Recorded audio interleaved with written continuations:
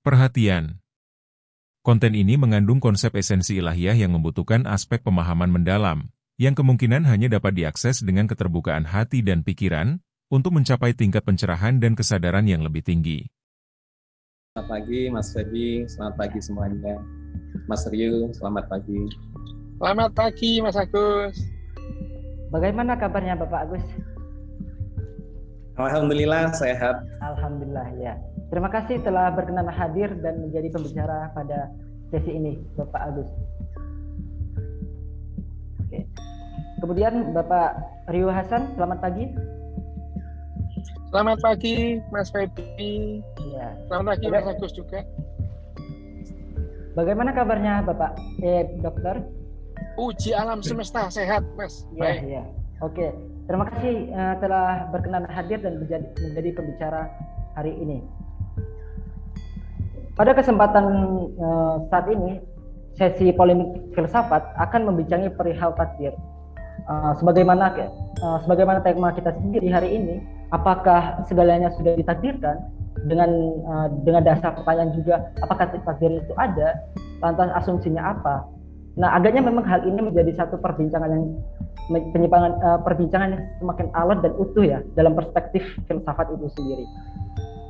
Nah, untuk itulah perbincangan ini menjadi satu bahan refleksi dan kontemplasi kita bersama-sama.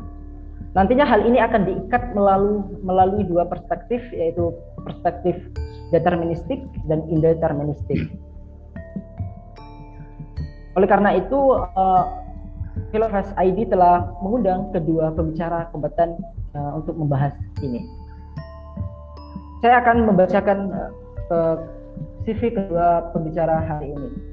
Pembicara pertama yaitu Bapak Agus Mustafa. Beliau lahir di Malang 6 Agustus 1963 dan merupakan salah satu seorang alumni Teknik Nuklir Universitas Gadjah Mada Yogyakarta.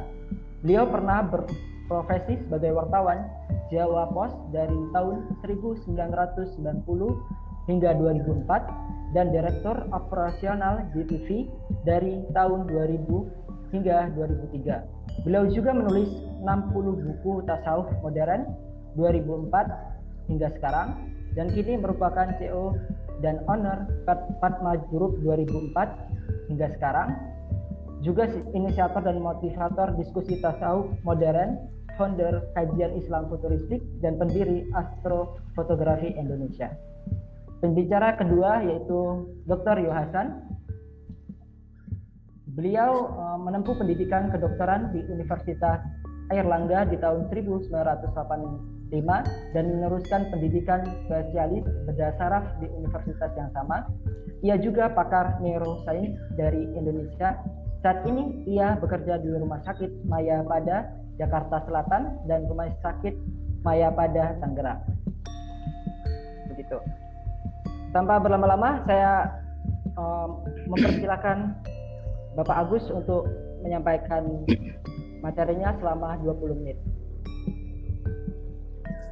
Baik, terima kasih Mas Feby. Assalamualaikum warahmatullahi wabarakatuh. Selamat siang dan salam sejahtera buat kawan-kawan semuanya. Yang saya hormati Mas Ryu Hasan, yang saya hormati Mas moderator, Mas Feby dan kawan-kawan semua. Alhamdulillah kita bisa bertemu sehat. Saya ditugasi untuk ikut sharing soal takdir, ya, konsep takdir terkait dengan determinisme dan indeterminisme. Saya tidak tahu kenapa saya yang diundang untuk bicara dan bicara pertama. Mungkin menurut dugaan saya karena saya menulis buku tentang takdir, ya. Saya menulis ada 60-an judul buku selama 15-16 tahun terakhir. 3 di antaranya itu bicara tentang yang terkait dengan takdir. Salah satunya berjudul Mengubah Takdir. Saya di sana mencoba mengkritisi kesalahkaprahan kebanyakan di antara kita yang menganggap atau persepsi tentang takdir, ya, yang menurut saya salah kaprah. Di buku itu saya katakan bahwa takdir itu bukan sesuatu yang tidak bisa diubah. Karena itu judul dari buku itu adalah Mengubah Takdir. Satu. Yang kedua, saya juga menulis buku hasil debat saya dengan seorang ateis dari Australia, ya, doktor mikrobiologi, dosen di sana, biomolekuler, yang masuk ke Facebook saya, dan kemudian kita sempat diskusi panjang selama beberapa bulan dan menghasilkan 3 buku trilogi ateisme.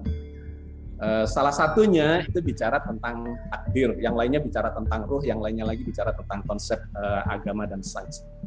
Nah, di buku yang tentang takdir itu judulnya adalah Ketika Ateis Menerima Konsep Takdir.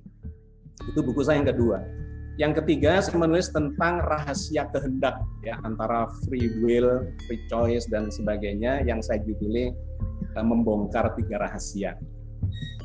Jadi saya nggak tahu apakah karena saya menulis buku-buku itu sehingga mungkin diberi satu sesi untuk memberikan perspektif terkait dengan takdir itu. Tetapi apapun, ya, mungkin juga enggak terkait dengan itu.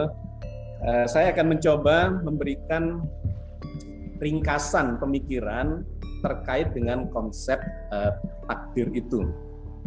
Yang sesungguhnya kalau mau dibahas detail, saya biasanya satu buku itu bedah buku 2 jam itu baru enak, tuntas gitu ya. Dan ini 3 buku, tapi saya mencoba untuk memberikan poin-poinnya. Saya boleh nawar nggak? Bukan 20 menit tapi 30 menit boleh nggak? Supaya dapat gambaran yang komprehensif terkait dengan ini. Karena menjadi pembicara pertama dan harus menyajikan gambaran yang utuh gitu ya. Boleh nggak, Mas Wabi? Oke, nanti ini ya Pak. Itu nanti bisa dipotong di sesi polemiknya ya. Nanti bicaranya. Oh ya, oke. Oke. Boleh Pak. Baik. Terima kasih. Ya. Dalam kesempatan yang pendek, menyampaikan gagasan yang pertama di sesi pertama ini, saya ingin menjawab 2 pertanyaan yang utama saja, karena nanti saya kira selebihnya akan kita bahas dalam diskusi. Yang pertama adalah pertanyaan yang dijadikan sebagai pertanyaan utama dan judul dalam kajian atau diskusi kita kali ini. Apakah segala sesuatu itu sudah ditakdirkan?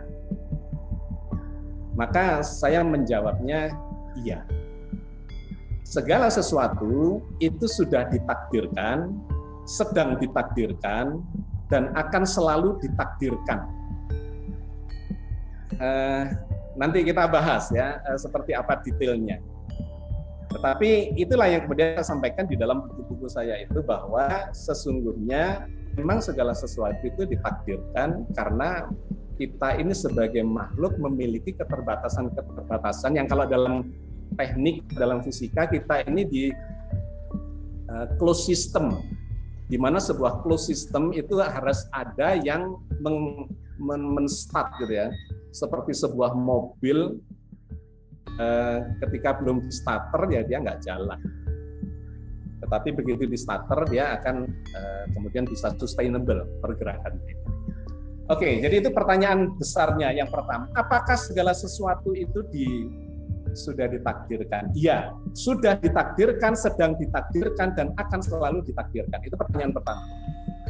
Yang kedua, lantas ada pertanyaan dalam Tor itu, apakah takdir itu sama dengan konsep takdir sama dengan konsep determinisme? Saya bilang tidak. Konsep takdir itu tidak sama dengan determinisme.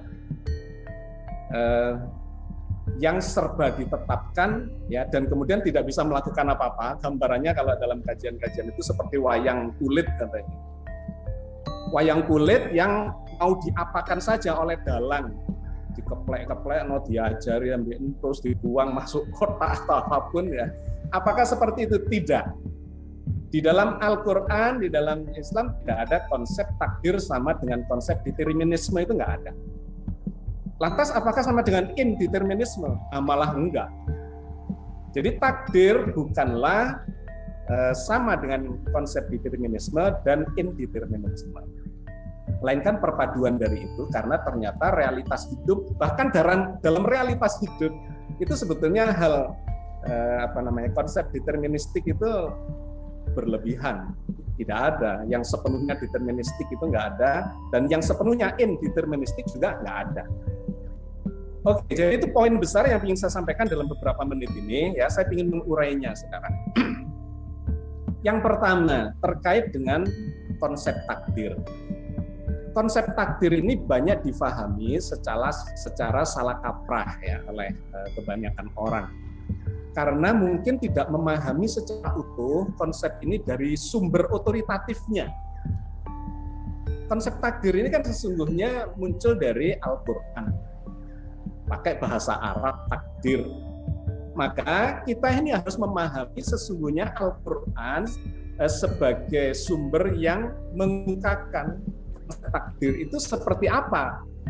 Jangan kemudian takdir difahami dengan menggunakan sudut pandang yang tidak berasal dari sumber konsep itu, gitu ya, sehingga menjadi salah kaprah. Nah, kata takdir itu kan bentukan kata dari qaddaro yuqaddiru takdiro. Qaddaro itu artinya menentukan, menetapkan, ya, menetapkan. Sudah menetapkan, fiilnya atau bentuknya itu bentuk lampau, past tense. Sudah menetapkan qaddaro. Yuqaddiru sedang dan akan selalu menetapkan. Takdiro adalah bentuk kata bendanya, yaitu takdir, ketetapan. Maka kita ini harus memahami konsep takdir dari sumber aslinya dari dalam Al-Quran. Sesungguhnya apa yang dimaksudkan sebagai takdir itu? Takdir adalah ketetapan. Tapi ketetapan yang bagaimana? Karena di dalam Al-Quran itu ada dua macam ketetapan. Satunya menggunakan kata qaddaro, yang lainnya menggunakan kata qadha. Jadi ada qaddar dan ada qadha. Itu sama-sama ketetapan. Nah, kata qaddaro ternyata di dalam Al-Quran itu digunakan untuk menggambarkan sebuah proses penciptaan di mana Allah memasukkan desain, ya, menetapkan desain penciptaan itu. Jadi kata qaddaro itu selalu kalau Anda lihat di dalam Al-Quran itu adalah spesifikasi desain, ketetapan Allah terkait dengan spesifikasi desain makhluk yang diciptakannya. Misalnya nih, ketika Allah menciptakan jagat raya, faqaddaro takdiro, gitu ya. Allah menetapkan takdirnya, atau kalau diterjemahkan secara bebas, Allah menetapkan spesifikasi desainnya dengan secara detail. Nah, maka jagat raya itu ada spesifikasi desain yang ditakdirkan, ditetapkan oleh Sang Pencipta. Apa saja? Misalnya, jagat raya ini tersusun dari 5 variabel. Yang pertama adalah ruang. Ruang adalah wadah, menjadi wadah jagat raya yang sekarang sedang berkembang. Yang kedua, jagat raya itu terdiri dari waktu, di mana waktu itu menjadi ukuran dari pergerakan atau dinamika peristiwa yang ada di dalamnya. Yang ketiga, jagat raya itu terdiri dari atau tersusun dari materi yang menjadi isi dari jagat raya itu. Yang keempat, tersusun dari energi yang menjadi tenaga penggerak segala dinamika, segala peristiwa yang terjadi di dalamnya. Dan yang kelima adalah informasi, di mana Tuhan Sang Pencipta itu meletakkan perangkat hukum, informasi, perintah berupa aturan, ya, yang disebut oleh Al-Quran sebagai sunatullah. Orang yang tidak beragama atau yang sekuler menyebutnya sebagai hukum alam. Itu ada sistem informasi yang menyebabkan jagat raya ini berdinamika dari, katakanlah tadinya tidak ada jagat rayanya, kemudian muncul, ya, banyak teori di situ, tetapi kemudian dalam pengamatan terlihat bahwa jagat raya ini dulunya kecil, kemudian mengembang dan muncullah teori Big Bang dan sebagainya itu. Poin penting yang saya sampaikan adalah ketika Tuhan Sang Pencipta itu menciptakan jagat raya, maka Dia menetapkan takdirnya, spesifikasi desainnya. Ada ruang, ada waktu, ada materi, ada energi, ada informasi. sebuah ketetapan yang tidak bisa dicampur tangani oleh kita. Sehingga kata Al-Quran, Tuhan Allah itu tidak memberikan saham sedikit pun kepadamu dalam penciptaan jagat raya.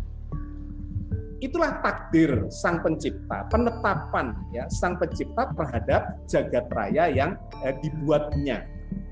Nah, di situ ada perangkat hukum yang misalnya kalau breakdown secara fisika modern, maka di situ ada 4 gaya fundamental sebagai takdir itu, yaitu ada gaya nuklir lemah yang membentuk partikel-partikel subatomik, ada proton, ada neutron, ada elektron, ada neutrino dan sebagainya, terbentuk oleh satu kekuatan gaya ya, yang disebut sebagai gaya nuklir lemah. Yang kedua ada gaya nuklir kuat yang membuat partikel-partikel yang bertebaran itu menyatu membentuk inti-inti atom. Dimulai dari atom paling sederhana hidrogen, kemudian nanti menjadi lithium, berilium, helium dan sebagainya, sampai ratusan partikel subatomik yang ada di dalam inti atom. Itu terbentuk karena ada gaya yang namanya gaya nuklir kuat. Yang ketiga, ada gaya elektromagnetik, di mana gaya elektromagnetik ini yang menyebabkan munculnya atom inti yang diputari, dikelilingi oleh elektron, membentuk molekul-molekul, dan kemudian membentuk unsur-unsur, membentuk persenyawaan di seluruh jagat raya ini, mulai dari yang sederhana sampai yang sangat kompleks. Elektromagnetik bekerja secara kelistrikan dan medan magnetik. Dan yang keempat ada gaya namanya gaya gravitasi yang membangun interaksi secara makrokosmos, di mana benda-benda langit seperti galaksi ya, Bima Sakti, Andromeda dan sebagainya, ada tata surya, ada planet dan sebagainya, itu memiliki keharmonisan di dalam berperilaku sehingga jagat raya ini bertahan selama 14 miliar tahun kurang lebih, itu sustainable. Nah, itulah takdir qadar ya, yang istilah Al-Qur'an diistilahkan dengan menetapkan dengan menggunakan diksi qadar. Allah selalu menetapkan dari zaman dulu, sekarang juga menetapkan, karena jagat raya ini terus melahirkan bintang, melahirkan benda langit dan sebagainya, masih tetap menetapkan, dan di masa depan masih akan menetapkan. Nah, jadi itu poin 1.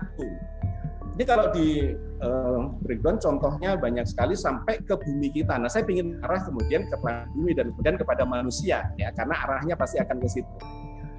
Maka di dalam sejumlah ayat digambarkanlah ya, Al-Qur'an menggambarkan misalnya waqaddarahu manazila lita'lamuna adada sinina wal hisab misalnya ya. Ada ayat yang menggunakan kata qaddarahu manazila lita'lamu adada sinina wal hisab.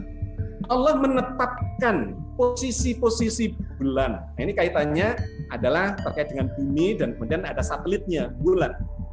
Allah menetapkan dengan takdirnya, qaddarahu, posisi-posisi bulan, bahwa bulan itu memiliki lintasan dan memiliki posisi yang kata ayat ini lita'lamu adada sinina wal hisab, yang kalian akan memiliki pedoman untuk menghitung bilangan tahun atau mengetahui bilangan tahun ya, lita'lamu adada sinina wal hisab, dan perhitungan waktu.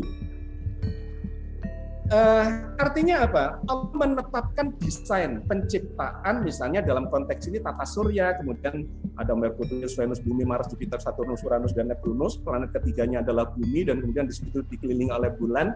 Nah, bulan itu memiliki lintasan orbit yang akurat yang bisa dijadikan patokan. Jadi kata qaddarohu, kata qadar ya, menetapkan, itu memiliki makna menetapkan spesifikasi desain penciptaan. Itu terkait dengan benda-benda langit. Nah, sekarang dengan manusia, apakah juga ditakdirkan? Iya. Apakah manusia itu memiliki spesifikasi desain? Iya. Di mana? Di dalam inti selnya, di dalam untai genetikanya, di dalam kode-kode DNA-nya. Di mana manusia ini memiliki kode-kode DNA ya, di situ terdiri dari untai-untai molekul ACGT, adenin, sitosin, guanin, dan timin yang membentuk kode-kode perintah untuk menjadikan ya proses penciptaan manusia, terbentuknya manusia. Kenapa manusia itu kok kepalanya bulat misalnya, kok nggak kotak atau segitiga atau lancip, kok matanya menghadap ke depan, telinganya di samping, tangannya 2, jarinya 5, kakinya di pedal dan seterusnya seperti ini. Itu ada spesifikasi desainnya. Dan itu Allah juga menggunakan kata qadar. Ya. Allah menetapkan spesifikasi desain kita, bentuknya seperti ini, ya. Dan kita yang bersangkutan itu tidak bisa ikut campur. Misalnya nih, saya lahir di Indonesia, saya nggak bisa milih, itu takdir Tuhan. Saya lahir dari bapak ibu saya yang ini, misalnya, yaitu takdir. Saya lahir sebagai seorang laki-laki, yaitu takdir. Sudah ditetapkan dulu. Nah, badan saya sudah didesain sedemikian dengan kadar tertentu. Nah, kata qadar itu diserap ke dalam bahasa Indonesia dan kemudian mengalami sedikit pergeseran makna. Kadar ya, qadar dan kadar. Saya diciptakan misalnya dengan kadar yang seperti ini, termasuk misalnya lifetime dari organ-organ tubuh saya itu memiliki batasan. Ada lifetime-nya. Semua yang ada di jagat raya ini termasuk dalam tubuh manusia ini ada lifetime-nya. Di dalam untai genetika itu ada rantai telomere yang semacam menjadi stopwatch untuk mengatur usia berapa ya kita misalnya mulai menua, kemudian mengalami kerusakan jantung dan sebagainya. Itu ada desainnya, gitu ya, ada desain. Yang ditetapkan oleh Allah qadar terhadap manusia salah satunya adalah kita ini pasti mati. Mati itu qadar, kita nggak bisa menentang. Kata Al-Quran, kullu nafsin dha'iqatul maut. Semua nafs, semua yang bernafas, semua yang berjiwa itu pasti mengalami kematian. Tidak ada yang bisa melawan itu. Tetapi bagaimana datangnya kematian dan kapan kematian itu datang dan bagaimana caranya, itu bukan ditetapkan Allah dengan qadar, melainkan ditetapkan Allah melalui qadha. Nah, ini ada ketetapan kedua. Faqadaina alaihil mauta. Allah menetapkan kepadanya, itu ketetapan juga, kematian yang seiring dengan proses. Jadi bedanya istilah qadar dengan qadha.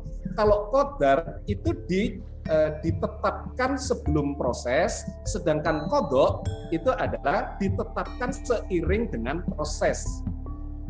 Kapasitas usia lifetime tubuh kita ditetapkan dengan qadar, katakanlah gampangannya 100 tahun, seperti sebuah mainan anak ayam yang ada pegasnya diputar dilepas kemudian dia berhenti karena pegasnya sudah longgar.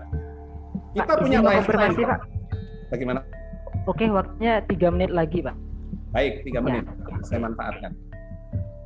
Jadi, kita punya lifetime katakanlah 100 tahun. Tapi kalau kita memanage dengan tidak baik, pola makan buruk, pola hidup, pola pikir, ya, pola aktivitas semuanya buruk, maka badan kita akan mengalami kehancuran lebih cepat dari qadar yang ditetapkan. Nah, itulah yang disebut sebagai qadha. Kesehatan kita, rezeki kita, jodoh kita, segala macam itu ada di wilayah qadha. Nah, qadar ditambah qadha itulah yang disebut sebagai takdir. Ya, jadi Anda melihat sekarang konsep utuhnya yang ingin saya sampaikan, bahwa takdir itu bukan deterministik, bukan.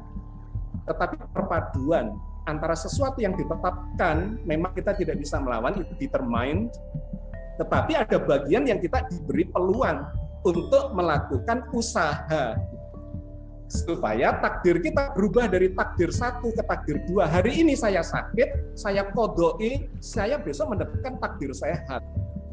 Besok sehat, kemudian perilaku saya tidak baik, saya bisa dapat takdir berikutnya lagi, takdir sakit dan seterusnya, terkait rezeki, terkait apapun.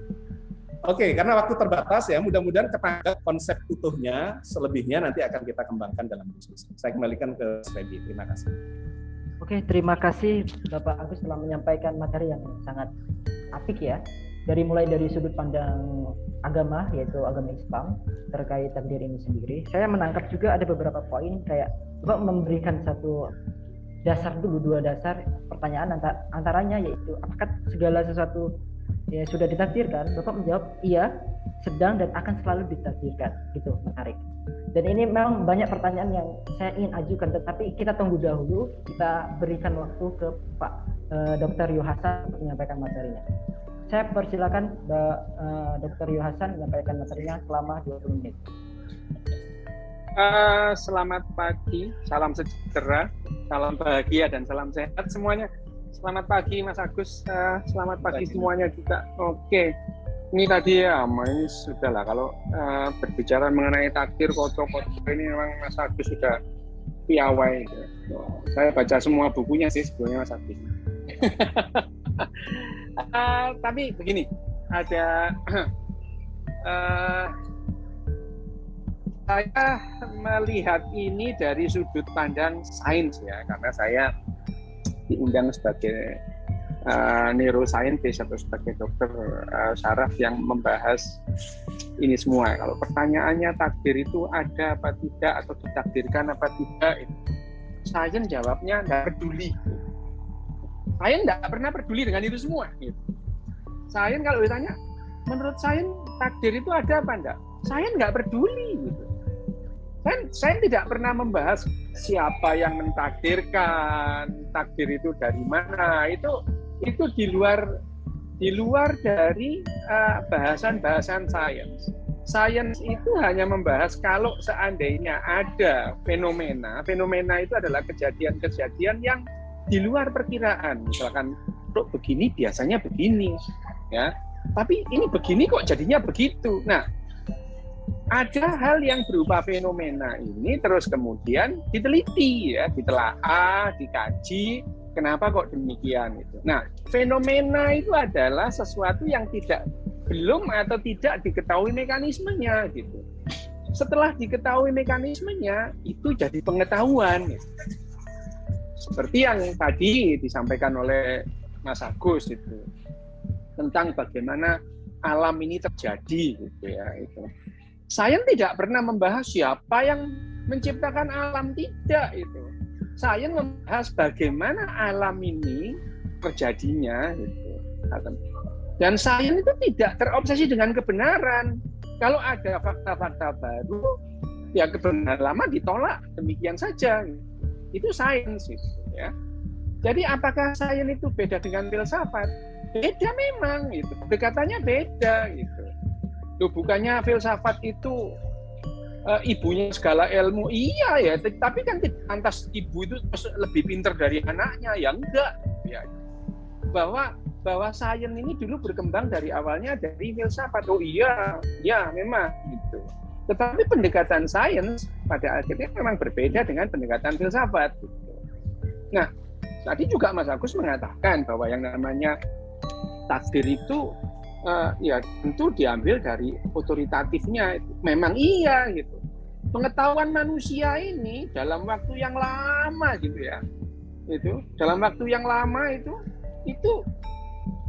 yang disebut kebenaran itu memang authority based truth gitu ya. Kebenaran yang didasarkan atas otoritas itu. Siapapun yang ngomong kalau dianggap otoritatif, dianggap benar gitu. Lama itu meskipun ya secara ilmiah tidak terbukti atau bahkan salah gitu. Ya, dulu itu yang namanya sumber pengetahuan itu dalam jangka waktu yang lama manusia itu sumber pengetahuannya apa? Ya dukun, ahli nujum ya, kepala suku, ini orang-orang yang paling anti bilang nggak tahu, ditanya apa aja jawabnya ada meskipun ngawur. Itu adalah memang authority based truth gitu. Nah, tapi yang namanya sains itu tidak berdasarkan otoritas, berdasarkan fakta dan dari data terus dihitung-hitung, ada hitung-hitungan matematikanya. Jadi yang namanya sains ini bebas nilai. Seperti tadi yang disampaikan Mas Agus. Mas Agus tadi mengatakan takdir itu apa? Menurut Mas Agus takdir itu ini. Menurut Mas Agus gitu ya itu. Menurut yang lain-lain bisa sangat berbeda. Ya. Nah kalau misalkan A, B, C, D, E itu bertentangan satu sama yang lain kan nggak mungkin semuanya benar. Yang mungkin semuanya salah. Gitu. Mungkin loh ya. Ya, nggak mungkin semua, kalau ada 10 pendapat dan 10 itu saling bertentangan, nggak mungkin 10-10-nya benar itu. Yang mungkin 10-10-nya salah itu. Tapi sekali lagi, sains itu tidak pernah peduli dengan yang namanya takdir itu ada apa enggak, siapa yang mentakdirkan, itu nggak pernah masuk dalam bahasan sains gitu. Siapa yang menciptakan alam, itu sains tidak pernah mengatakan demikian. Tidak pernah membahas yang demikian. Misalnya Big Bang. Sekarang teori yang dipegang adalah Big Bang. Pernah pada suatu saat, suatu masa, Big Bang itu jadi bahan olok-olokan gitu. Karena waktu itu yang namanya godfather-nya fisika dan matematika adalah waktu itu Einstein. Einstein itu mengatakan bahwa alam semesta ini steady state, sudah seperti ini dari dulu gitu. Sampai dia mencipta atau menghitung-hitung ada tetapan atau konstanta alam semesta, universe itu ya. Untuk mendukung teorinya bahwa yang namanya dunia ini steady state itu. Ya, udah seperti ini sampai kapanpun ya seperti ini gitu. Itu menurut Einstein. Nah, pada saat itu ada seorang pembuat, ya seorang fisikawan, pembuat teleskop, dan dia mengamati itu ya, mengamati galaksi, antar galaksi itu.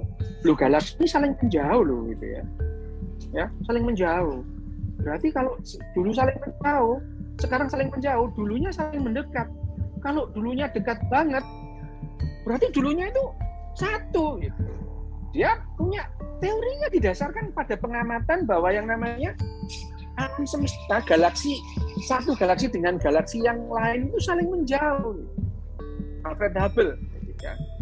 Tapi pada saat Alfred Hubble itu mempresentasikan penemuannya, dia dicaci maki, ya.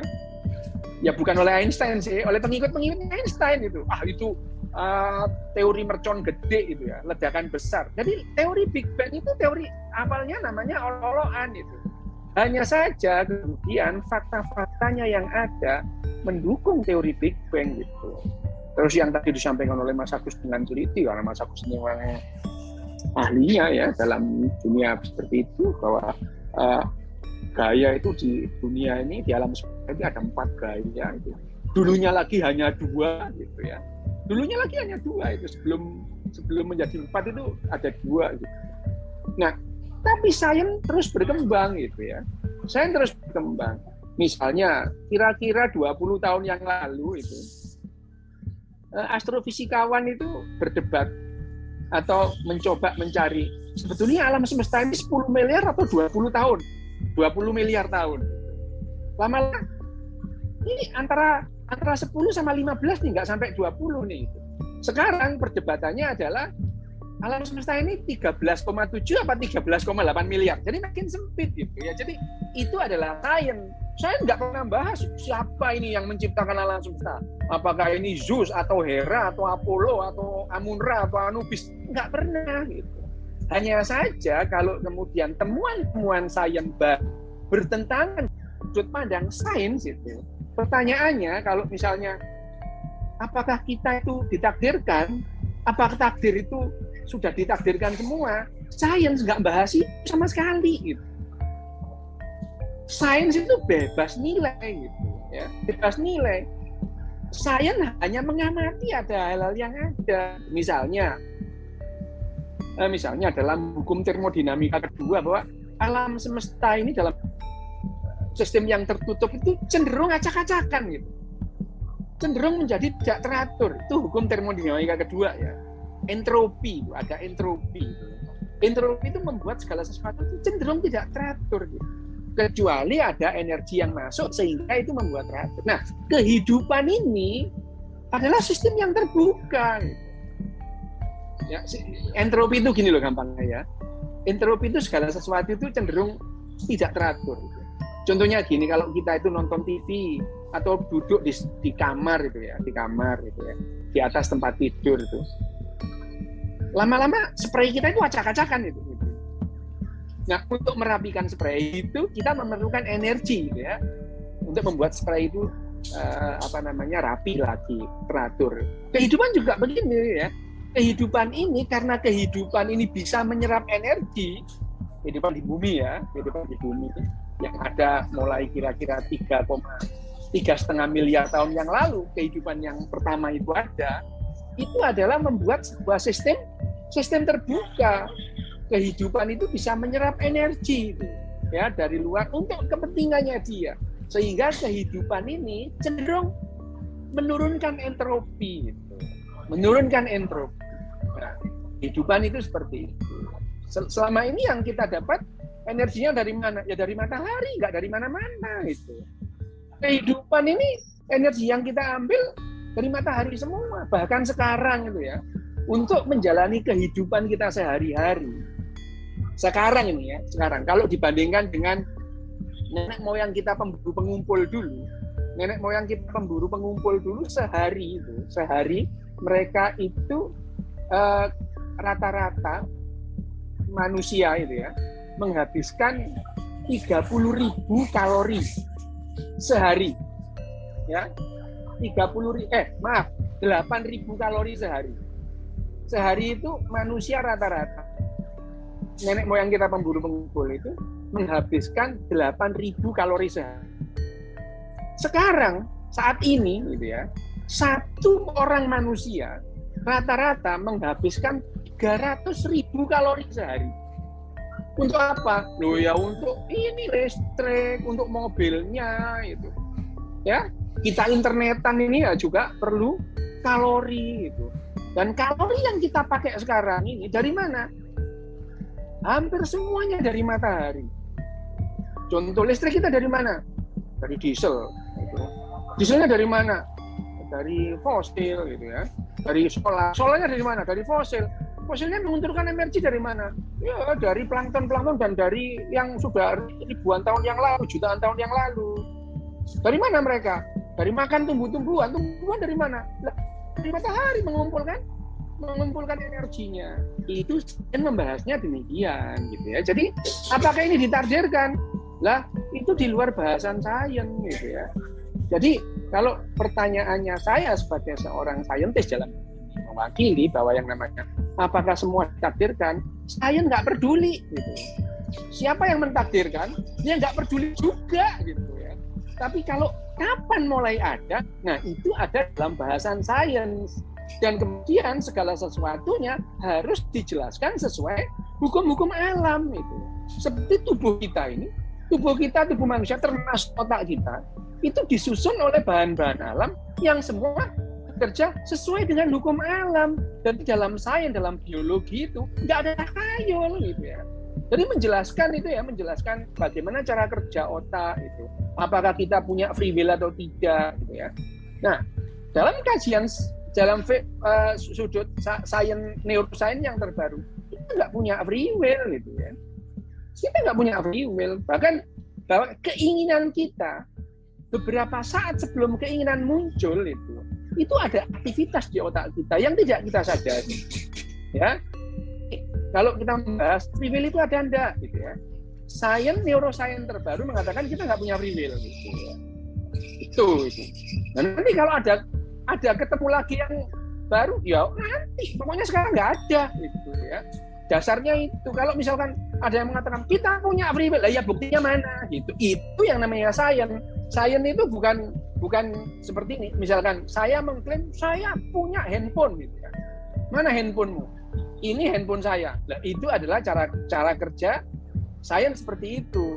Yang misalnya yang mengklaim itu yang membuktikan saya punya handphone. Mana handphonemu? Ini handphoneku gitu ya. Itu handphone, bukan lantas saya punya handphone. Mana handphonemu? Ayo buktikan kalau saya nggak punya handphone. Ya itu sains tidak begitu caranya. Bukan kita mengklaim orang lain diharuskan membantah atau menyatakan bahwa klaim itu kita salah. Kalau saya yang mengklaim, saya yang harus buktikan bahwa klaim itu benar adanya. Jadi begitu ya. Itu. Jadi kalau pertanyaannya apakah semua ditakdirkan, sains tidak membahas itu.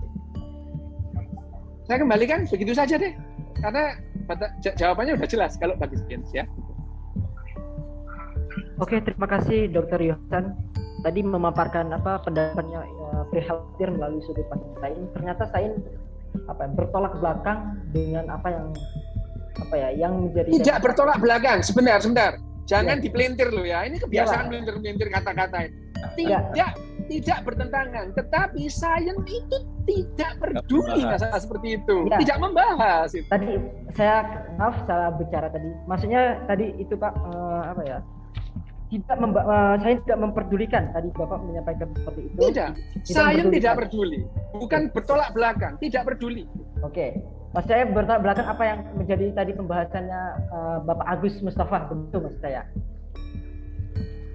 Pak Mas Agus tadi kan jelas menjelaskannya dari sisi Islam dari sisi Mas Agus itu dari sisi Islam. Terus kemudian Mas Agus tadi itu berbicara kalau dari Al-Quran otoritatifnya ya dibahas dari Al-Quran gitu ya.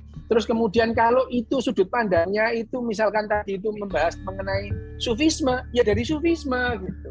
Nah saya dari saya nggak peduli soal itu semua gitu. Ya. Oke, terima kasih Dr. Yohasan. Kembali ke ini ya.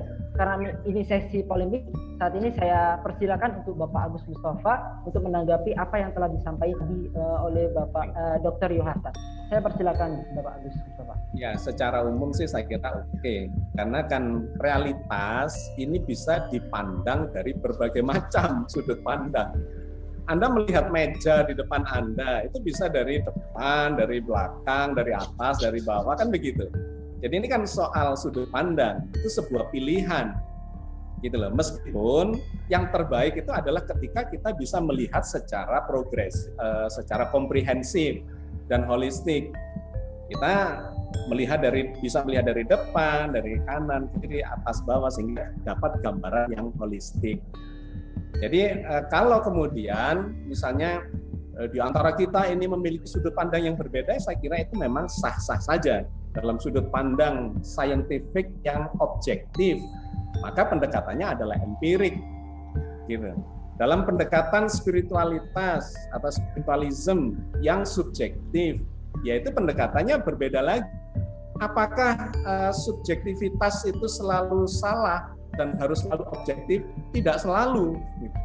Karena realitas itu sesungguhnya bukan cuma soal objektivitas, tetapi juga soal subjektivitas. Kenapa?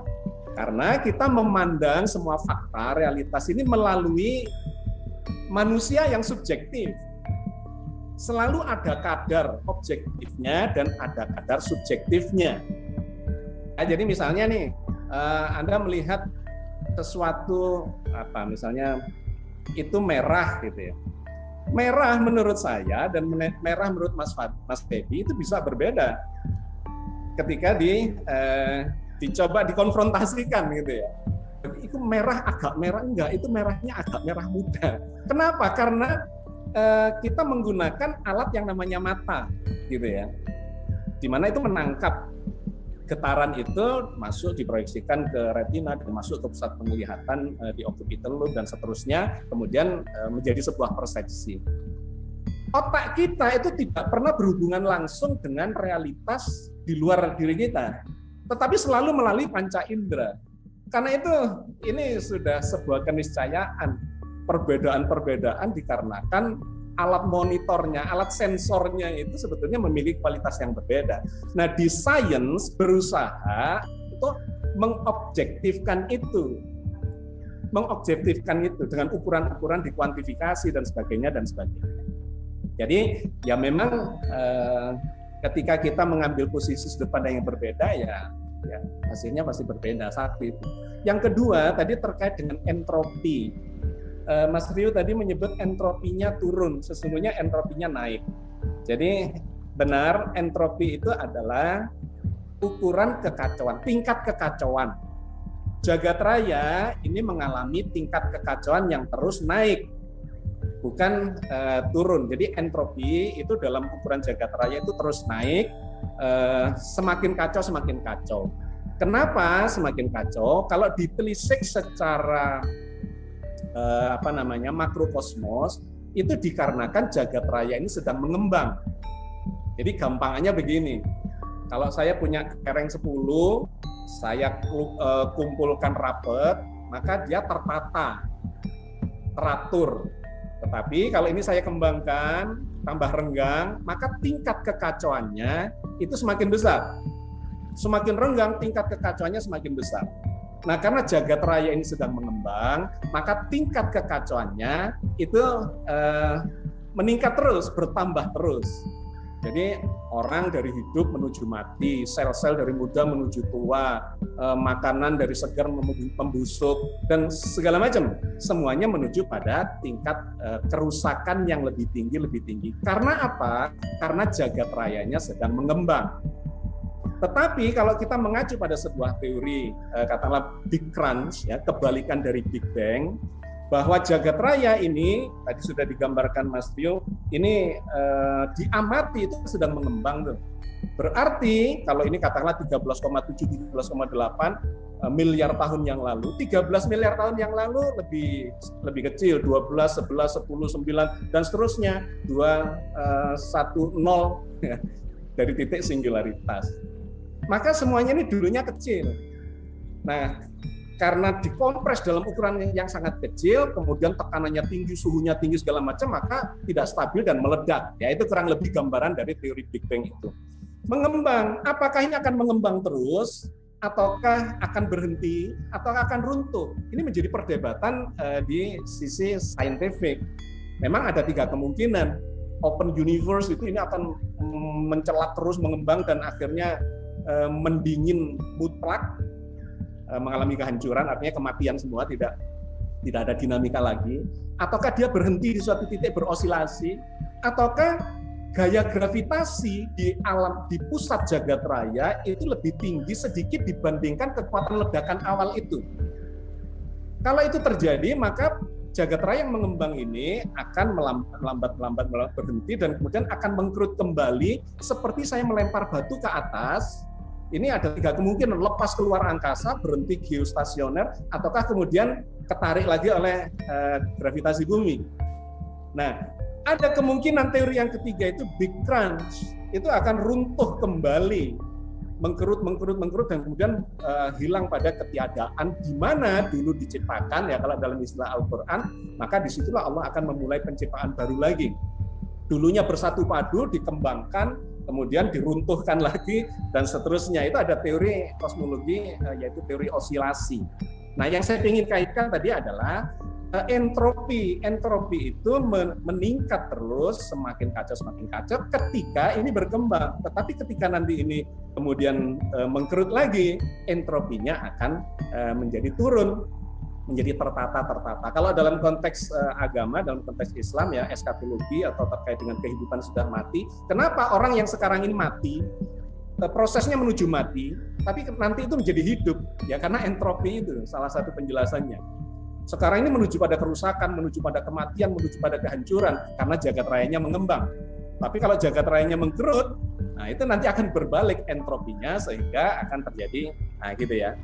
Nah, satu. Yang kedua terkait dengan entropi tadi, jagat raya secara utuh, ya bukan parsial, itu sebetulnya memiliki keseimbangan sistem yang tertutup. Menjadi terbuka, tadi dijelaskan Mas Dwi, itu menjadi terbuka karena dilihatnya parsial, hanya di planet bumi dan matahari. Ini menjadi parsial.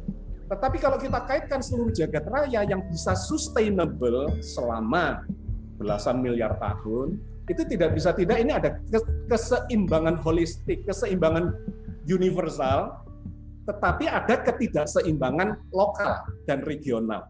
Sehingga terbentuk planet, terbentuk tata surya, terbentuk galaksi dan sebagainya. Itu adalah ketidakseragaman lokal. Tapi kalau dijumlahkan seluruh ketidakseimbangan di jagat raya, itu hasilnya seimbang. Ya, jadi oke, itu tambahan dari saya. Terima kasih. Oke, terima kasih Bapak Agus Mustafa. Saya persilakan untuk Dr. Ryu Hasan menanggapinya. Iya, terima kasih Mas Agus. Dari awal saya juga tidak mengatakan bahwa alam semesta ini terus entropinya menurun. Bukan. Kehidupan ini menyerap energi sehingga entropi, menurunkan entropi dalam sistem terbuka kehidupan, memang parsial gitu. Kehidupan kita cenderung rusak, iya, tapi dengan menyerap energi ke kehidupan kita bisa menurunkan entropi. Memang alam semesta itu cenderung entropi, cenderung kacau. Hanya saja kehidupan ini menurunkan entropi dalam parsial kehidupan tadi, sistem terbuka tadi. Jadi kehidupan yang saya sampaikan tadi adalah kehidupan ini adalah menurunkan entropi, bahwa entropi yang diturunkan ini menyerap matahari. Ya memang kan energinya dari matahari kita serap gitu. Dalam hal ini, dalam sebuah sistem terbuka, kalau kita mendapatkan energi bisa menurunkan entropi. Menurun entropinya dalam sistem parsial memang benar, karena yang saya sampaikan tadi kehidupan, ya.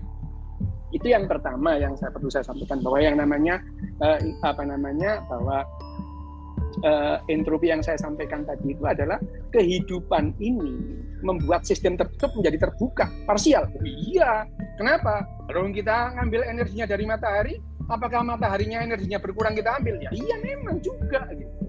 Bahwa alam semesta itu memang ya zero sum game aja istilahnya, permainan impas-impasan. Iya, kalau saya hari ini mendapatkan $100, ada orang lain kehilangan $100, ya iya memang begitu, memang dunia ini seperti itu. Tapi yang saya sampaikan tadi bahwa yang namanya entropinya menurun itu dalam kehidupan, bahwa misalnya tahun 95 kita baru paham bahwa ada yang namanya telomere. Telomere kita temukan kapan? Pada saat ada domba doli lahir itu ya. Domba doli lahir itu adalah binatang pertama yang lahir karena cloning itu. Nah, domba doli lahir ini, pada saat domba doli lahir, saintis itu melihat ada fenomena di sini, ada sesuatu yang aneh itu. Kenapa?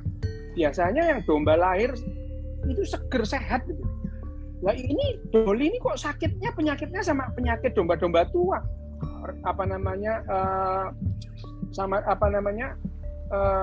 Rematik. Penyakit-penyakitnya tua, dan selnya itu, sel domba doli itu sama tuanya dengan sel induknya itu. Pada saat itu mereka mengamati, ternyata domba yang dilahirkan dengan seperti biasa, tidak seperti doli ini, telomernya lebih panjang. Oh ternyata telomer ini memendek. Tahun 95, saintis baru memahami bahwa telomer ini memendek. Telomer itu apa sih? Gitu.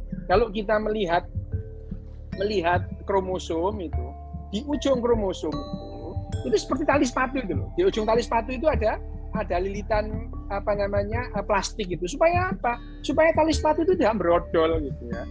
Nah, telomer juga begitu. Di ujung kromosom, tiap kita punya 23 pasang kromosom. Di ujungnya itu ada lilitan itu. Nah, makin lama setiap kali sel itu membelah, telomernya itu memendek. Begitu sampai sekitar 50 kali membelah, telomer itu sudah habis dekat, dan itu kemudian berodol gitu tuh ya, rontok. Seperti tali sepatu gitu. Nah, tahun 95 itu baru imajinasi liar manusia itu, loh berarti kalau telomer dipertahankan panjangnya, kita bisa nggak mati dong gitu ya. Nah, akhirnya tahun 95 awal dari manusia itu mempunyai proyek besar dalam hal ini yang namanya Gilgamesh Project, menggapai keabadian manusia. Sampai sekarang jalan gitu ya. Tapi ternyata untuk membuat manusia itu tidak mati atau binatang itu nggak mati, tidak hanya sekedar telomer. Ada 400.000 gen gitu ya, 40.000 gen yang terlibat dalam hal ini.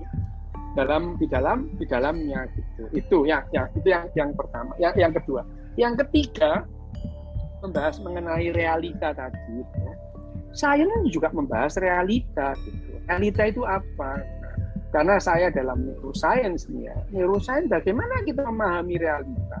Dalam neuroscience itu realita itu ada yang namanya realita objektif, realita subjektif, dan realita intersubjektif. Semuanya realita. Bagi kita itu realita. Misalnya handphone ini apa? Realita apa? Realita objektif. Setiap orang bisa melihat, terus kemudian dia mengobservasi dan mengkonfirmasi dalam saat yang sama. Ini realita objektif. Ini cangkir gini nih. Ini realita objektif. Ini kunci itu realita objektif. Bumi ini realita objektif. Ada realita subjektif. Gitu. Apa itu? Misalkan nyeri, ya. nyeri, sakit. Gitu. Apakah nyeri itu ada? Ada. Kalau seorang dokter atau neuroscientist diminta menjelaskan nyeri itu bagaimana, ya di saraf di indera proprioseptik itu dia bisa menangkap apa yang namanya nyeri sebagai reseptor itu dia nangkap. Terus kemudian data kimia itu dilanjutkan dengan saraf nyeri itu ke yang namanya sumsum tulang belakang. Dari sumsum tulang belakang itu ke yang namanya traktus pilothalamikus ke talamus. Di talamus itu terus kemudian bersamaan dengan memori semua itu didefinisikan atau dipersepsikan sebagai rasa nyeri. Ada itu. Tapi kalau misalkan Mas Agus Mustafa itu datang ke saya, kontrol, dok, kepala saya sakit. Saya itu tidak tahu loh dia bohong apa enggak. Tidak tahu. Nah, yang dilakukan oleh dokter adalah mencari indikator-indikator kenapa Mas Agus ini sakit. Tetapi kalau saya tidak menemukan satu pun indikator bahwa Mas Agus itu sakit kepala, bukan berarti sakit kepalanya Mas Agus itu nggak ada. Nah, ini subjektif. Ini yang namanya realita subjektif dalam sudut pandang sains, neuroscience. Ada realita ketiga. Karena manusia itu mengembangkan kemampuan kognitifnya, ada realita ketiga. Apa itu? Yang namanya realita intersubjektif itu. Ada karena kita ada-adain gitu. Contoh Indonesia ini pernah nggak ada loh gitu ya. 17 Agustus 45 jam 7 pagi Indonesia itu belum ada gitu. Jam 8 pagi belum ada, jam 9 belum ada, jam 10 gara-gara Pak Karno baca proklamasi di Pegangsaan Timur 56 itu pun tidak ada Indonesia ini ya. Dan kemudian ada orang yang rela mati demi Indonesia yang 2 jam yang lalu nggak ada gitu. Itu namanya realita itu seperti Indonesia, Malaysia gitu ya. Jawa Timur itu dulu pernah nggak ada, sekarang jadi ada. Nah, suatu saat nggak ada lagi, ya nggak apa-apa. Tetapi itu adalah realita intersubjektif yang kita buat sendiri. Ada di mana? Di otak kita gitu. Dolar misalnya, itu adalah realita rupiah itu. Itu realita intersubjektif, itu ya, itu adalah realita dalam sudut pandang sains gitu ya. Jadi kalau tadi memang Mas Agus tadi berbicara bagaimana kita melihat dari sudut pandang, iya memang itu. Nah, tapi menurut sains itu ya, sains murni lah ya, bukan sains yang dicocok-cocokkan dengan keyakinan, enggak. Bahwa Mas Agus tadi itu mencoba memberikan argumentasi logis dari keyakinannya, fine, tidak apa-apa gitu. Orang lain yang punya keyakinan berbeda menggunakan sains untuk berargumentasi secara logis, nggak apa-apa, terserah. Tapi itu bukan sains gitu ya. Bahwa kemudian penemuan sains, ini loh penemuan sains ini cocok dengan keyakinan saya, ya terserah, nggak apa-apa itu. Tapi sains itu sendiri tidak punya kepentingan untuk menyalahkan atau membenarkan keyakinan, enggak. Apabila ada temuan sains yang mendukung sebuah keyakinan atau bertentangan dengan sebuah keyakinan, itu juga di luar kehendak sains itu sendiri. Sains itu tidak punya arah gitu. Kalau ada penemuan-penemuan dalam baru terhadap sains yang mendukung keyakinan tertentu, ya terserah itu. Itu di luar kepentingan sains, gitu ya. Thank you. Oke, terima kasih Dr. Yohasan telah begitu apik ya menyampaikan gagasannya tadi. Karena memang seksi polemik telah selesai, kita beralih ke sesi tanya jawab antara komunikan dan komunikator. Gitu. Ini udah ada yang banyak sekali masuk pertanyaannya. Saya persilakan dahulu ke salah satu peserta, Novi Ratna. Saya persilakan. Assalamualaikum. Waalaikumsalam. Agus Mustafa, Pak Rio, mohon maaf ya ini nggak pakai kamera karena sinyal di sini jelek banget. Ini perdebatan yang menarik sekali. Kalau saya secara pribadi, saya sepakat dengan Pak Rio kalau sains itu harus bebas nilai. Itu saya sepakat sekali gitu. Kalau sainsnya itu sendiri itu harus bebas nilai. Tapi untuk pemanfaatan sainsnya ya itu memang pasti akan terpengaruh oleh nilai-nilai ya. Nah, ada satu persoalan yang saya lihat antara sains dan agama ini gitu, menyangkut dengan nilai-nilai yang ada. Saya sendiri melihat kalau di Indonesia kebanyakan orang-orang Indonesia itu dia lebih istilahnya cocok logi gitu. Jadi setiap ada teori sains, lalu orang-orang banyak yang bilang ini di Al-Quran udah ada kok gitu. Nah kalau menurut saya ini tuh sesuatu yang bahaya, karena yang namanya sains itu suatu saat tadi Mas Rio bilang pasti akan berubah gitu, pasti akan berkembang, ilmu pengetahuan itu akan berkembang gitu. Yang dulu benar bisa jadi kemudian di masa yang akan datang bisa jadi salah. Misalnya bumi datar. Dulu orang-orang meyakini bahwa bumi datar dan itu didukung oleh agama gitu. Nah, kemudian kenyataannya setelah ilmu pengetahuan berkembang ternyata itu salah gitu. Bumi itu ternyata tidak datar, bumi itu ternyata bulat gitu. Nah, yang jadi persoalan itu kan ketika orang-orang yang mengait-ngaitkan dengan agama, cocok logi dengan agama, kemudian itu jadi mengundang pertanyaan orang-orang kan gitu. Loh, kemarin katanya menurut agamamu katanya memang benar gitu, bumi itu datar. Nah, sekarang kenyataannya kok salah, berarti agamamu salah gitu. Nah, itu bahayanya kalau misalnya dicocok-cocokkan gitu antara sains dengan agama gitu kan.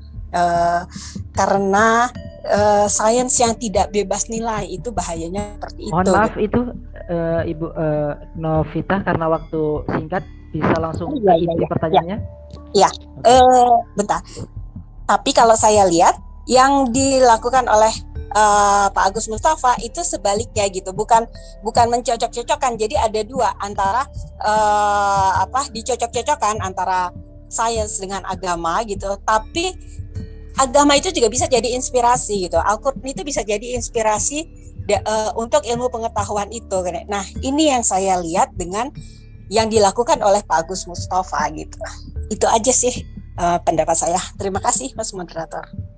Terima kasih ya. Ini berpendapat ya, bukan bertanya. Ayo kita ini beralih lagi, ada banyak sekali yang ingin bertanya ini.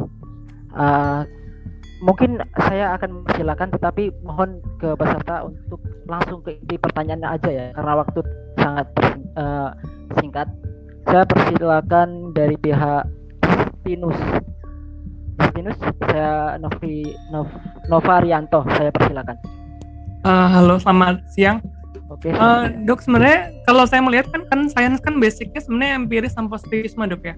Tapi pengamatan dalam sains itu banyak banget menunjukkan adanya pola-pola yang terhubung antara tiap elemen gitu, Dok ya. Kayak misalnya kita lihat pola-pola fraktal, atau mungkin di sosiologi ada kayak law of big number. Ya, pertanyaan saya itu apakah bukan kalau kita definisikan sebagai sesuatu hal yang di luar dari kemampuan kita, tapi mengandung pola yang sudah deterministik, apakah bukan sains itu malah mendukung takdir dalam definisi itu, Dok ya? Jadi takdir sebagai pola-pola deterministik dalam semesta gitu, Dok. Atau Pak Agus juga. Itu sih pertanyaan saya, bukankah kalau dalam konteks itu sebenarnya mendukung ya? Oke. Terima kasih.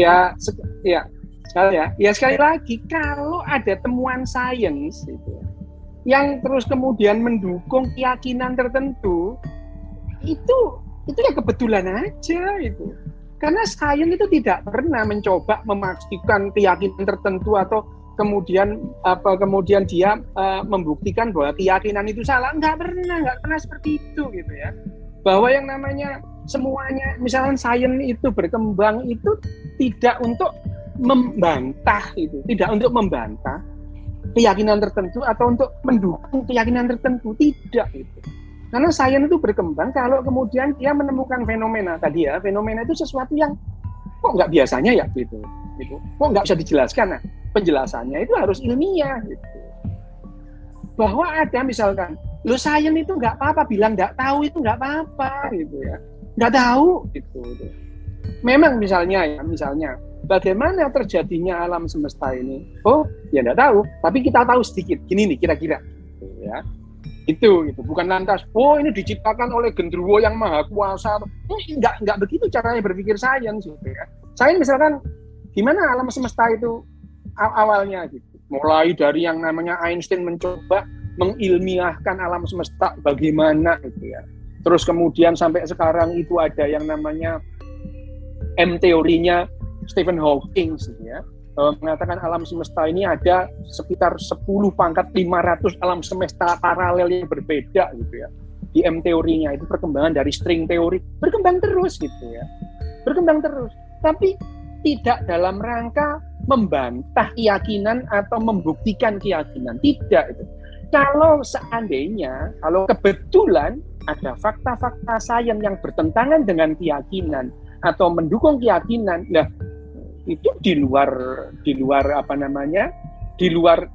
tujuan dari sains itu sendiri gitu ya.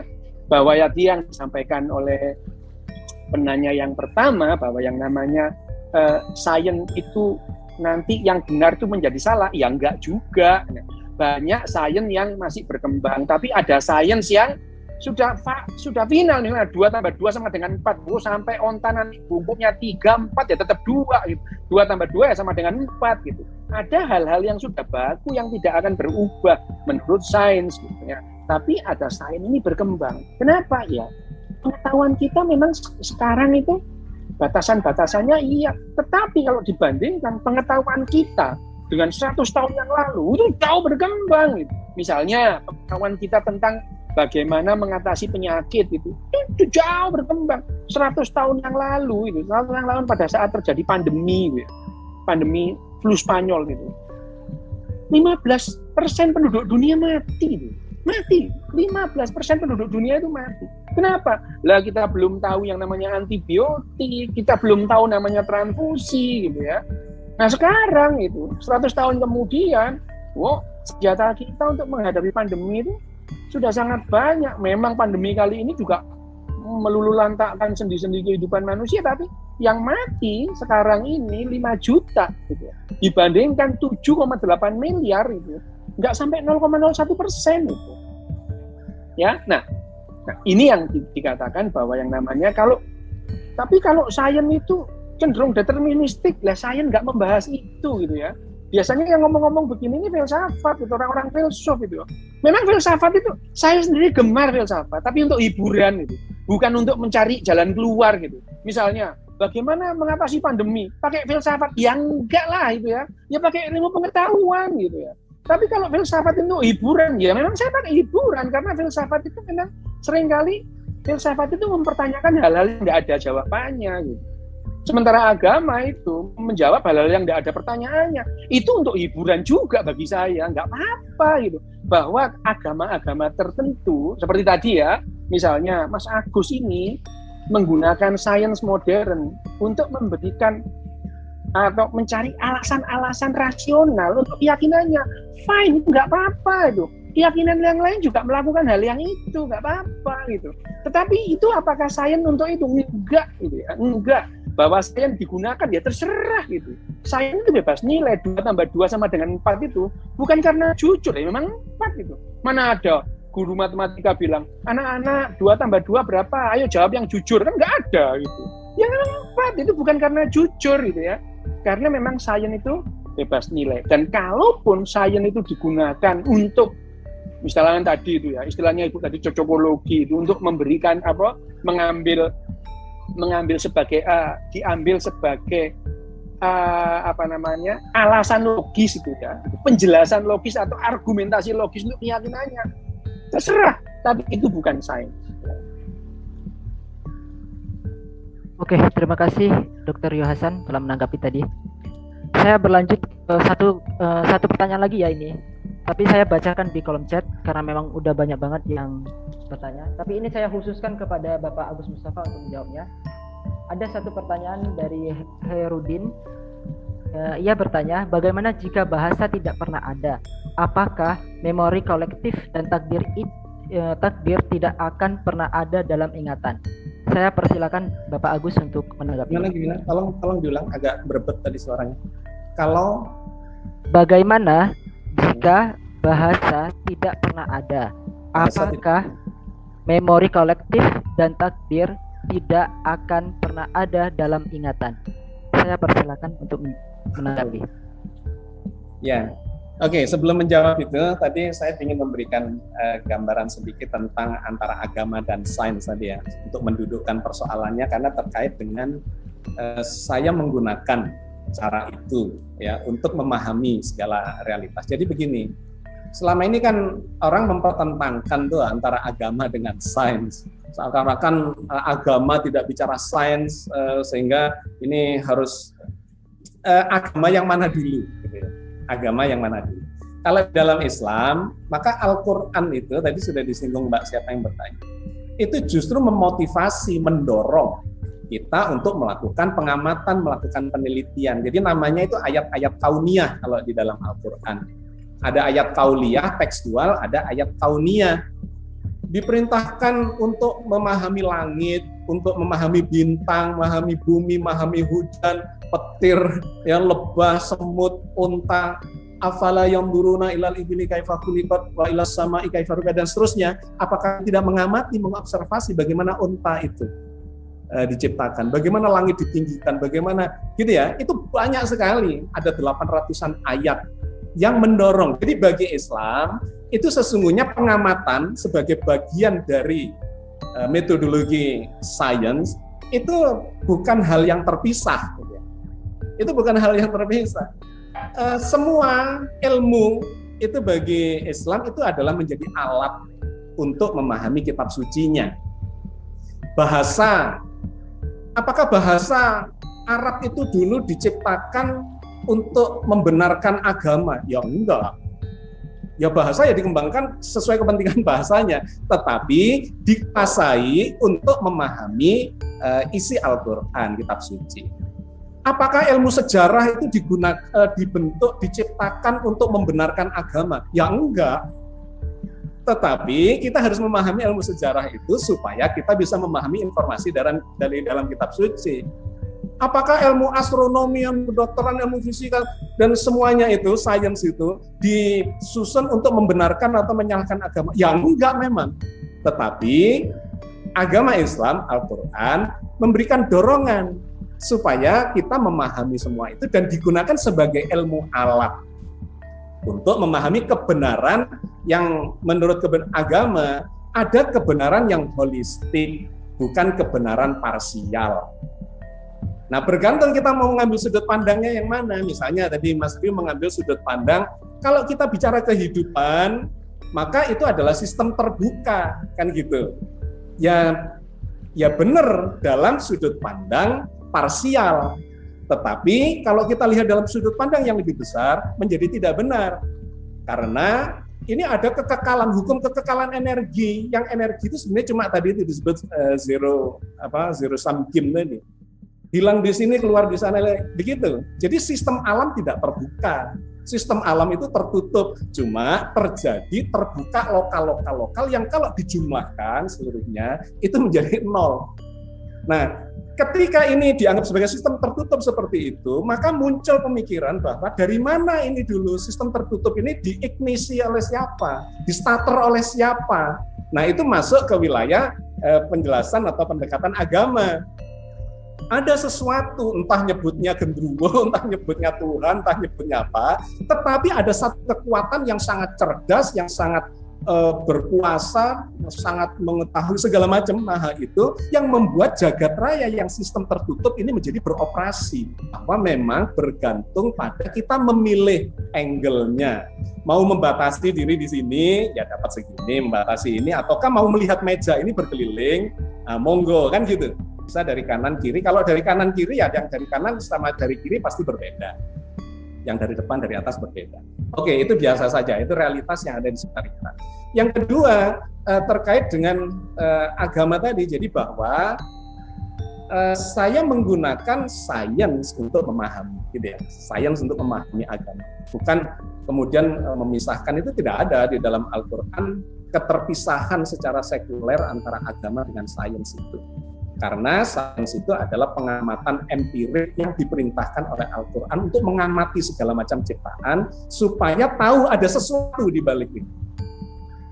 Oke, ini panjang kalau diteruskan, tapi itu satu hal yang tadi kepikiran saya ingin saya sampaikan. Yang kedua, terkait dengan pertanyaan tadi, kalau bahasa itu tidak pernah ada, nah ini kita jadi berandai-andai ya.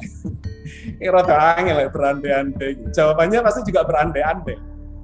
Seandainya bahasa itu tidak ada, apakah kita punya memori tentang, ya seandainya mungkin ya nggak ada. Karena kita bicara seandainya, dan ini menurut Mas Rio ya tidak saintifik. Ini ada di wilayah filsafat yang berandai-andai, tetapi tidak di wilayah saintifik. Pada faktanya, gitu kan, ya ada.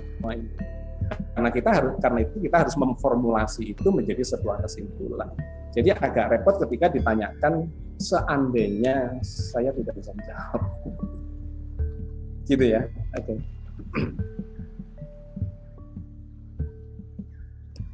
Oke, terima kasih Bapak Agus setelah menanggapi tadi.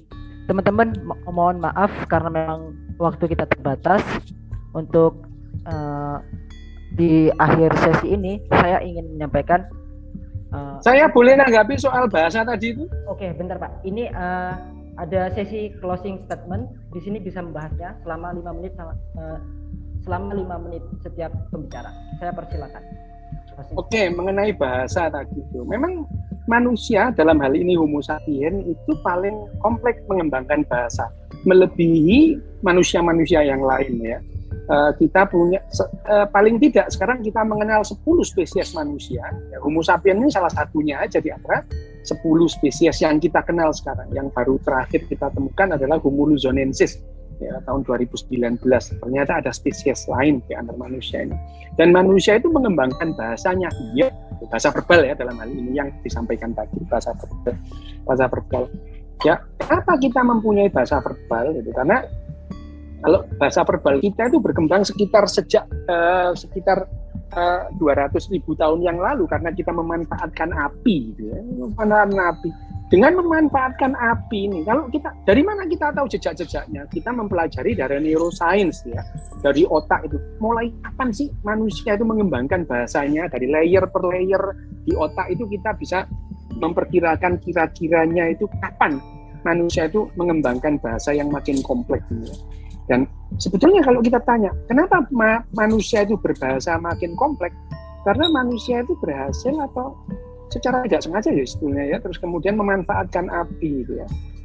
Dengan api ini manusia itu, tanpa api manusia itu harus mengunyah 8-10 jam sehari untuk melanjutkan kehidupannya. Mengunyah gitu ya. Daging itu kalau dikunyah manusia sehari ya lama gitu ya. Untuk ditelan untuk hidup seterusnya gitu ya. Tapi dengan adanya api, manusia itu menghemat waktu mengunyah gitu. Sehari 2-5 jam sehari gitu ya. Sehingga manusia punya spare waktu gitu ya. Ngapain? Ya ngobrol gitu ya. Nah, manusia juga seperti itu ya. Pada saat malam-malam sebelum kenal api ya manusia meringkuk di pojok-pojok gua gitu ya. Setelah mengenal api, ya, mereka mengelilingi api unggun gitu ya. Ngapain? Ya ngobrol gitu. Sehingga dalam waktu ratusan ribu tahun manusia itu mengembangkan bahasanya. Gitu. Dan bahasa ini tadi yang membuat manusia punya realitas ketiga tadi. Ngada-ngadain yang nggak ada. Gitu. Jadi memang ya tadi, takdir itu apa? Ya realitas ketiga tadi, intersubjektif reality gitu ya. Di antara orang-orang yang sepakat ya tadi itu. Seperti contoh Mas Agus tadi, Mas Agus mengambil sudut pandang Al-Quran. Apa berarti di luar Al-Quran salah? Ya enggak gitu ya. Enggak itu. Ratusan manusia punya keyakinan yang lain yang kemudian mengambil ilmu pengetahuan atau sains itu untuk mendukung keyakinannya itu. Agama-agama lain, terus kemudian kitab suci yang lain, apakah mendadak terus lantas salah kalau kemudian ada kitab suci yang satu? Ya enggak juga gitu ya. Ya, tidaklah lantas kemudian primbon ini terus ada satu primbon lantas kitab suci yang lain salah itu. Enggak itu. Ini ya sumber inspirasi iya itu. bahwa kemudian kalau misalkan saya sebagai penganut primbon terus kemudian mengambil argumentasi logis terhadap primbon saya, ya sah-sah saja. Tetapi itu bukan sains. Dan primbon saya itu ada karena saya berbahasa. Jadi kalau ditanya, apakah kalau kita itu tidak sampai mempunyai bahasa dan kita tidak tahu tentang takdir? Oh iya, benar gitu ya. Bahkan itu ya, misalkan ya, kera-kera hijau makaka itu ya, yang dipakai topeng monyet itu, apakah mereka mempunyai bahasa verbal? Punya. Mereka punya kira-kira 100, setiap kelompok berbeda ya, 100 sampai 200 kalimat perbendaraan gitu ya. Tetapi karena mereka ya belum berkembang seperti kita ya, manusia ini yang dalam waktu sekitar 200.000 tahun ini terus kemudian mengembangkan bahasa verbal, kita sampai akhirnya punya itu apa namanya takdir itu ya. Dalam teologi Islam pun ya, misalkan ada aliran Jabariyah dan Qadariyah itu bertentangan satu sama yang lain itu. Apakah salah satunya itu terus benar? Ya enggak, sampai sekarang itu ya masih ada yang seperti itu ya. Bahwa yang terus kemudian salah satunya itu memakai argumentasi ilmiah untuk mendukung keyakinannya, itu sah-sah saja. Tetapi ya tidak lantas itu adalah tujuan dari sains. Jadi kalau pertanyaannya apakah manusia itu mempunyai yang namanya tadi itu realita ketiga, realita intersubjektif, itu karena kita mengembangkan bahasa. Ya, kita mengembangkan bahasa sehingga kita mempunyai realita ketiga, yaitu realita intersubjektif. Terima kasih. Oke, terima kasih Dr. Yohasan. Saya persilakan untuk Bapak Agus Mustafa closing statement-nya selama 5 menit. Ya, baik. Saya ingin kembali ke tema besar kita yang menjadi judul dari pertanyaan atau dijadikan pertanyaan yang dijadikan judul dalam tema kita. Apakah segala sesuatu itu sudah ditakdirkan? Gitu. Dalam sudut pandang saya, ya ditakdirkan. Apa itu takdir? Ditetapkan. Apakah ada penjelasan ilmiahnya? Ya, kita melihat dalam realitas ilmiah bahwa jagat raya ini memiliki ketetapan-ketetapan, ya, spesifikasi desain yang kita tidak bisa membantahnya. Ada ruang, ada waktu, ada materi, ada energi, ada besaran-besar itu, ada informasi. Itu adalah dalam bahasa Al-Quran itu adalah takdir, ketetapan. Dalam bahasa ilmiah itu adalah parameter atau ya variabel jagat raya. Kemudian apakah punya aturan yang jelas? Ya, yang di situ ada efek dari gaya-gaya fundamental yang 4 tadi atau disebut Mas Rio tadi menjadi 2, bahkan sesungguhnya 1 saja dulu ya jagat. Sebetulnya segala sesuatu ini penampakan dari sesuatu yang 1 saja, tetapi kadang-kadang nampak menjadi A, menjadi B, menjadi C. Makanya ini dalam teori kosmologi dan teori gaya. Ini muncul namanya grand theory ya dari Stephen Hawking, dan kemudian salah satunya ada ulama Islam yang mendapatkan hadiah Nobel yaitu Profesor Abdus Salam, yang dia mempersatukan gaya-gaya ini. Dulu gaya listrik dan gaya magnet itu dianggap berbeda, tetapi ternyata bukan, ini penampakan dari satu gaya saja, maka disebutlah gaya elektromagnetik gitu.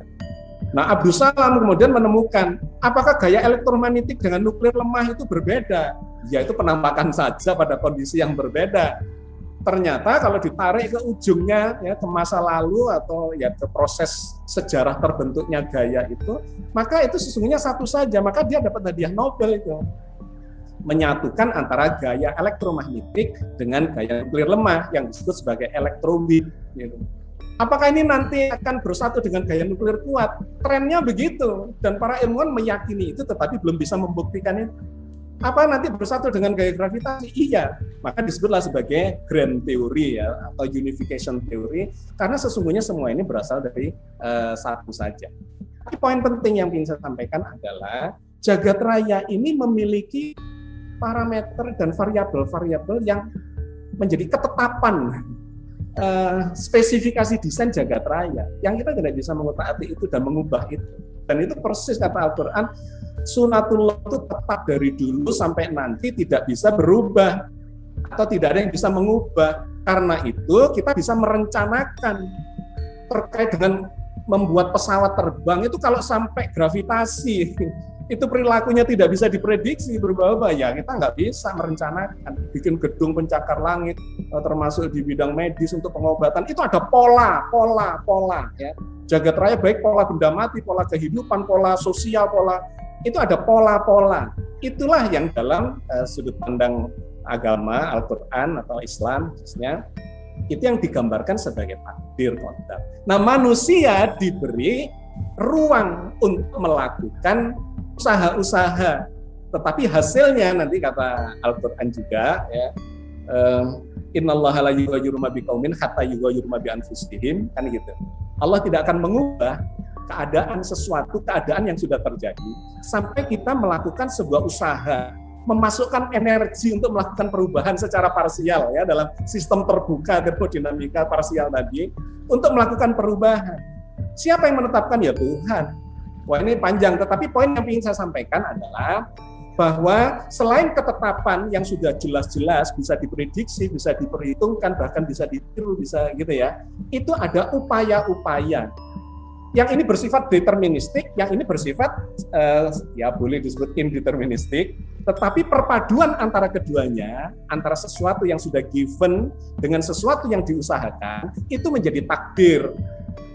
Takdir hari ini ditetapkan, misalnya saya tadi kaya misalnya, tapi kemudian saya melakukan sesuatu yang merusak sunatullah, sehingga pantas kaya itu dirusak menjadi miskin. Nah, itu kan sebab akibat saja yang kemudian terjadi, bahwa hasil bahwa takdir satu itu bisa berubah menjadi takdir dua, menjadi takdir tiga, dan seterusnya sampai akhir hayat kita. Ya, jadi saya mengembalikan ini kepada tema dasar atau tema besar kita, apakah semua itu ditakdirkan? Iya, tetapi takdir itu bukan determinisme, karena tidak ada determinisme aslinya, itu nggak ada di jagat raya. Indeterminisme juga nggak ada. Itu cuma khayalan saja ilmuwan sekuler yang memisahkan dikotomis ekstrim kanan, ekstrim kiri. Pada dasarnya nggak ada. Hitam putih. Hidup ini tidak hitam putih, tapi kromatis, gitu. Merah, jingga, kuning, hijau, biru, nur, ungu, dan saling.